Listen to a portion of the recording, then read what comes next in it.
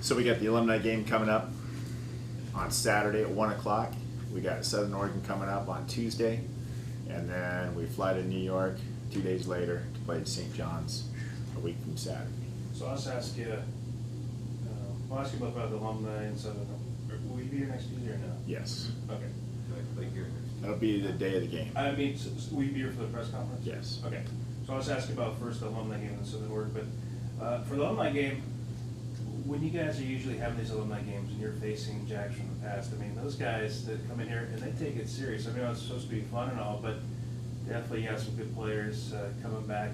It's a game that's taken pretty seriously. It's not only an alumni function where our new players and players in the program get to meet past players, past champions in the program, but it's an opportunity to play against a very high level. Current players that are playing overseas, professional basketball, or have had experience playing overseas, making some money, will be a true, very, very difficult test for our current roster. What are some of the names that the fans that would be excited that come out and see? I think when we say a few names here, people will be very excited about Zach Tiedemann coming back, Brandon Sperling coming back, Kyle Baxter, Kevin Atkins, Will Schufelt are just some of the names that will be hitting the hardwood this Saturday. Very nice, very nice. What will you take out of this? I know you got alumni game and then Southern Oregon, but from a coaching standpoint, what will you take out of that alumni game after it's complete? We're going to be able to find a few combinations to see how players work together on the court. We'll be able to go deep in our roster. I plan on playing everybody the alumni game and taking a good look at that as a nice little tune-up before next Tuesday's game against Southern Oregon, which will be a true test.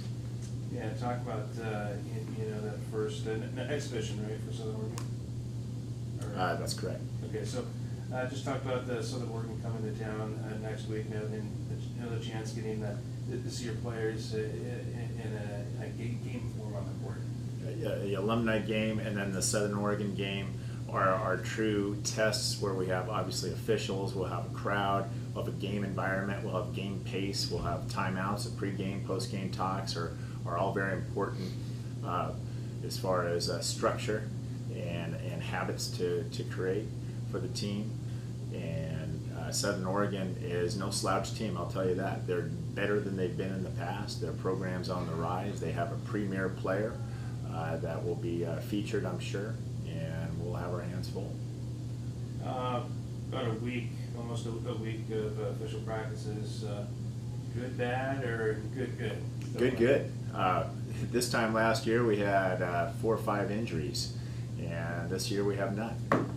And we move on, and we continue to practice hard and make sure our guys are safe as possible, and try to limit our contact as much as possible, but not shy away from, it's a fine line. It's a fine line as a coach on how hard you go early in the year. And certainly don't want to burn guys out or get them hurt, but they need to be contact ready and battle tested before they hit the floor. So it's a fine line, and things are going extremely well.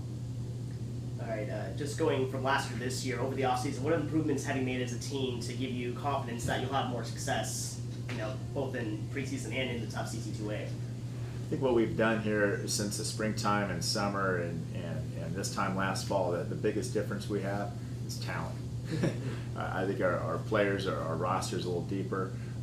The other biggest significant thing is we haven't lost any players to injuries or thus far. And so when you take a look at what we had to accomplish last year with our bullets and our weaponry, we were a little light.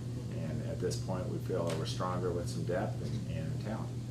And you're talking about injuries. Who got injured last year that you felt was a big loss, and are they coming back this year to contribute? Yeah, Austin Nichols is Austin Bryan. I wish it was Austin Nichols. Austin Bryan, who got hurt last year with an ACL, is back.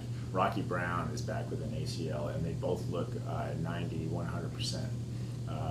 Brett McConnell is coming off a knee injury as well, and he's not 100% right now, yet he is playing, and he will play this Saturday.